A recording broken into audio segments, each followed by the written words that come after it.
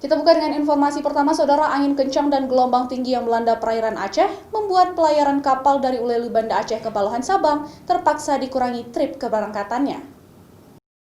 Dari 3 kali trip penyeberangan perharinya, pelabuhan Ulelu Banda Aceh ke Baluhan Sabang sejak 2 hari terakhir hanya melayani sekali penyeberangan, dikarenakan cuaca buruk, angin kencang dan gelombang tinggi yang mencapai 4 meter.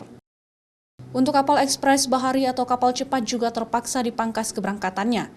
Hal tersebut juga sama untuk kapal ro-ro atau kapal lambat, sehingga penumpang terjadi penumpukan di pelabuhan.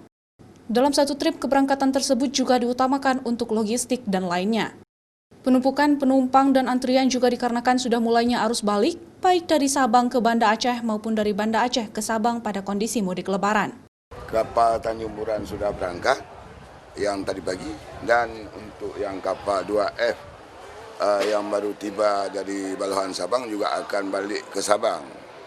Tapi kalau untuk sore itu kita lihat keadaan lagi nantinya. Kalau kemarin juga ditunda, hari ini juga keadaan mungkin kalau seandainya cuaca agak memburuk, kita juga berkoordinasi dengan BMKG, KSOP yang terkait, kita akan ditunda keberangkatan. Selain itu, penumpang kapal baik kapal cepat ataupun kapal lambat dipangkas setengah dari kuota kapal. Hal tersebut dilakukan karena untuk menerapkan protokol kesehatan, serta bagi masyarakat yang ingin berangkat menuju Sabang juga harus melampirkan surat kesehatan bebas COVID-19. Syahril, Kompas TV, Banda Aceh.